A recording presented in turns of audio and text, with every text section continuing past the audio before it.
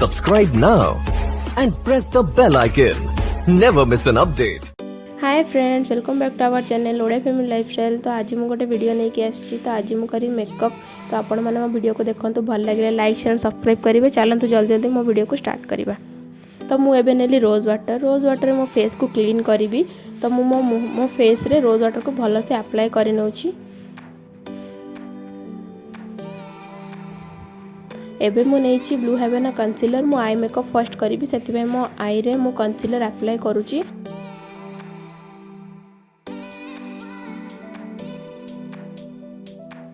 तो मुझे नहीं ब्यूटी ब्लेंडर। तो मो ब्यूटी ब्लेंडर या डैब डैब करी या घसीबार ना मुहर या घसती या डैब डैब करती। तो मुझे डैब डैब करनेली।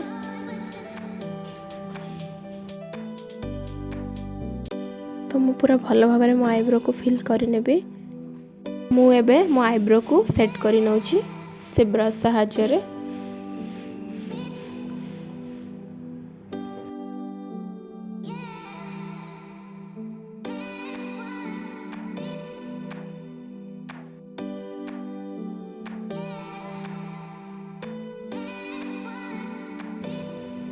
तो आईब्रो मोर पूरा डन हो गला। तो मुझे मो आई मेकअप करी। तो मो आई मेकअप करने सेलो टेप यूज करुँची जो कि मोर आई मेकअपटा बहुत सुंदर हम। तो मु गोटे पिंक शेड यूज करी।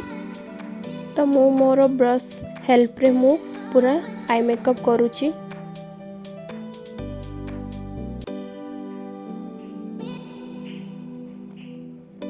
मु पूरा भल से ताकू मो आई रे मिक्स करनेबी।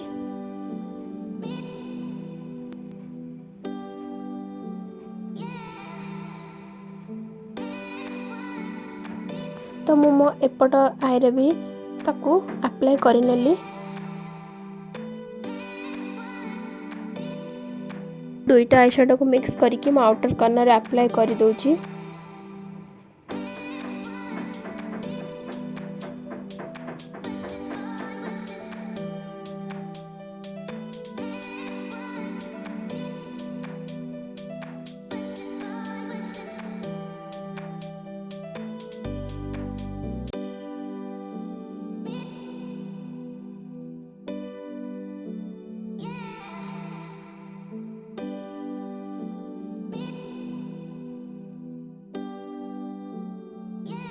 तो मु एपट आई रे भी सेमिति सेम करनेली। तापर मु टिके ब्लैक शेड नहीं कि पुणी आउटर कॉर्नर को टिके ब्लैक रो गोटे शेड दउची। ब्लैक शेड देले टिके भलो देखा जाए सेति मु ब्लैक शेड नउची टिके। तो याकू मु पूरा भलो से ब्लेंड कर नउची ब्रश रे। तो मु बड़ा ब्रश यूज कली ताको पूरा मिक्स करनेली आउटर कॉर्नर रे।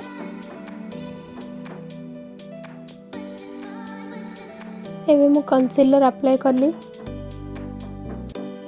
मु एठी कट क्रीज क्रिएट करूची सेति पय मु कंसीलर अप्लाई करली।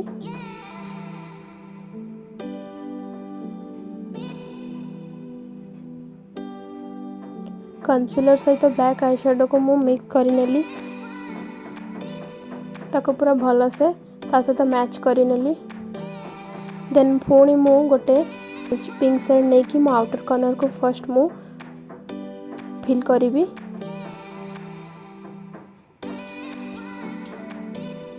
मु भल भाव में मो आउटर कॉर्नर को पूरा से पिंक शेड यूज करी नउची।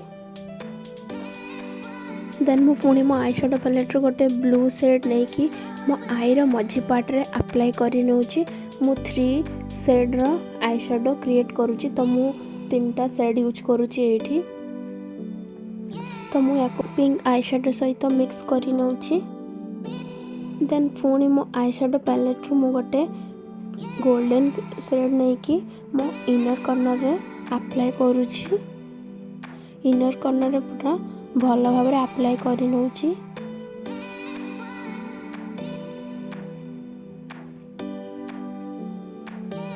तो आपण देखि पारुछे मु केमिति मो इनर कॉर्नर को फिल करी नउची गोल्डन आई शेडो रे। देन पुणी मो आई शेडो पैलेट मो गोटे पिंक शेड नहीं कि मो आउटर कॉर्नर को पिंक शेड दवा पाई मो यूज करूची। मु ब्लैक आई शेडो नेली एंड मोर लोअर लैशेस रे मु अप्लाई करूची।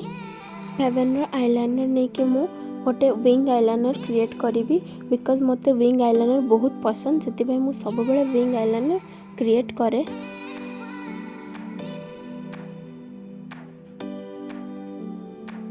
तो एबे मु आईलाइनर अप्लाई करूची।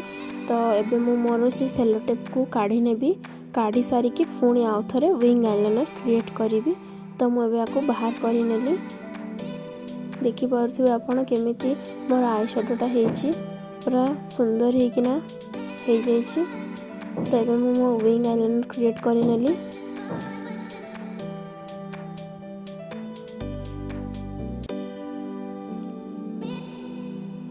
आईलाइनर भी पूरा परफेक्टली लगे देइछि। तो एबे मु इलेक्ट्रिन रो काजल यूज करूछि। तो मु काजल को लगाउछि एबे।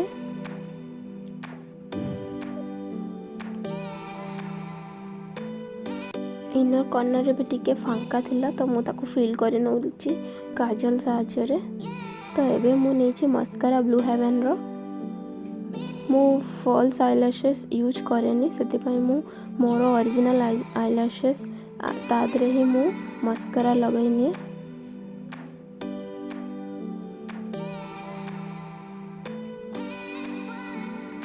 You can see my eyeliner and my eyeshadow. एबे मु नेछि macro essential oil face serum use करी नेबी। मु 2-3 ड्रॉप नेछि मो फेस रे पूरा भलो से ताको अप्लाई करी नउछि। या द्वारा कि मो फेस टा पूरा ग्लो करिवो, मेकअप हे साला पर भी बहुत ग्लो करिवो। तो एबे मु नेछि फिट मी रो प्राइमर। तो मो फेस रे मु प्राइमर को पूरा भलो भाबरे अप्लाई करी नउछि। तापरे मु ताको फेस रे पूरा अप्लाई करी नेली।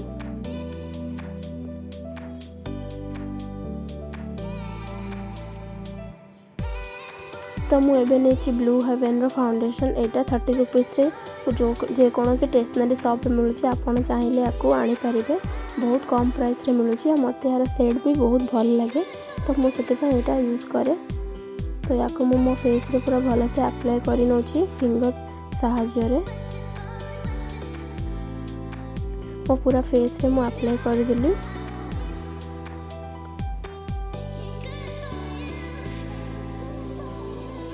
देन मु ब्यूटी ब्लेंडर को मोर मेकअप फिक्सर सहाय्य रे टिके एली। तापरे मो फेस रे याको डैब डैब डैब डैब करके ब्लेंड करूछि। याको मुंह रे घसीबार नाही, याको डैब डैब डैब करिवार अछि। तो मु याको पूरा डैब डैब करके मो फेस रे मो फाउंडेशन को पूरा भलो भाबरे मिक्स करी नउछि। मो नेक रे भी मु भलो से पूरा ब्लेंड करी नेली फाउंडेशन को। तो अबे मो फाउंडेशन पूरा भलो से फेस रे मिक्स करी नेछि। तो अबे मु नेली ब्लू हेवन कंसीलर। तो अबे मो अंडर आई एरिया रे आ नोज रे कंसीलर को अप्लाई करी नेली चिक रे। आ मो फोरहेड रे मु कंसीलर को भलो से अप्लाई करी नेली। तो याको मु पुणी ब्यूटी ब्लेंडर सहाय्य रे ब्लेंड करी नउछि। भलो भाबरे कंसीलर को ब्लेंड करी दउछि।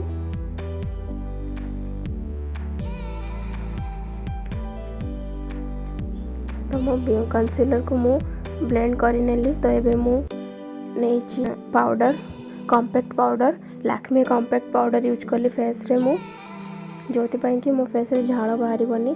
तो एबे पुणी मो मोर आई शैडो पैलेट रो गोटे पिंक शेड नै कि मु ब्लश लगाउछि। एबे ताको मु पूरा भलो से फेस रे मु ब्रश सहाय्य रे ब्लेंड करी नउछि से ब्लश को। तो देखंतु पिंक पिंक देखा जाउछि। तो एबे मु नेछि 2-in-1 लिपस्टिक। तो मु स्टिक वाला यूज करूछि, लिक्विड वाला मु लिक्विड लिपस्टिक बहुत लगाए। तो सेते पे आज भाबिले टिके स्टिक वाला लिपस्टिक यूज करबा, आज लगेबा। पिंक कलर लिपस्टिक मु लगे नउछि लिप रे।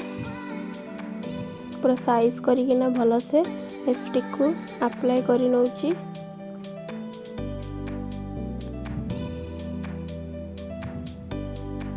तो मो लिपस्टिक लगे नेली।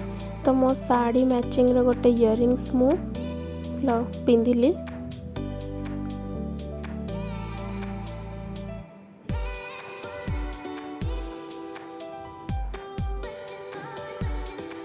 तो मु टिके मोर बिंदी लगेली। एबे मु टिके हेयर स्टाइल करूची।